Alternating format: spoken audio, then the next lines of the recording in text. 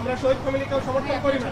আর এখানে আরেকটা বেয়াদব আছে ওয়াকার, সে শহীদ ফ্যামিলিকে ননসেন্স বলছে, সে বলে সব হয়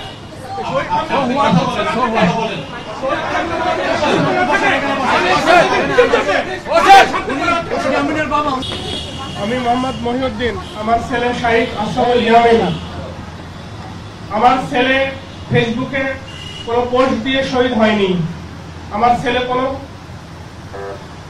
আন্দোলনে পানি খাওয়াইতে যে শহীদ হয় নাই, আমার ছেলে কোথায় পুলিশের সামনে বুক পেতে দিয়ে শহীদ হয় নাই, আমার ছেলে সাধারণ জনগণ ছাত্রদেরকে যখন পুলিশের এপিসি থেকে গুলি ছোড়া হচ্ছিল তখন সেই পুলিশের গুলি থেকে ছাত্র জনতাকে বাঁচানোর জন্য সেই এপিসির উপরে উঠে যায় এবং সেই ঢাকনা বন্ধ করতে যায়।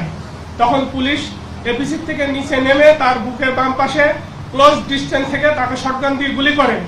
তারপরে সে যখন এপিসির উপরে পড়ে যায় তখন তারা তাকে নিয়ে বিভিন্ন দিকে প্রদক্ষিণ করে এবং এটা আমার ধারণা যে বিশ্বের সবাই দেখেছে যে আমার ছেলেটার উপর কি অমানবিকতা করা হয়েছে। আর আজকে এই ফাউন্ডেশনের এক বেয়াদব আমাকে বলে যে সোহাট, ওনার নাম ওয়াকার।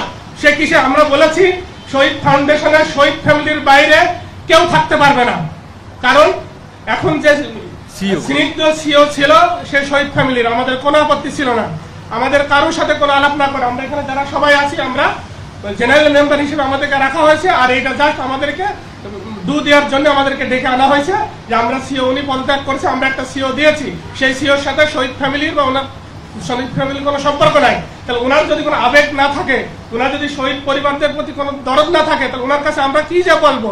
তাহলে কি আমাদের সন্তানরা কি শহীদ হয়েছে এই কারণে শহীদ ফ্যামিলির লোক এখানে রিফ্লেকশন করার জন্য? আমরা ওয়াকার ট্রেজারার হিসেবে তার পদত্যাগ দ্রুত দাবি করতেছি, কারণ সে কোনো শহীদ ফ্যামিলিকে বলতে পারে না যে সো হট ননসেন্স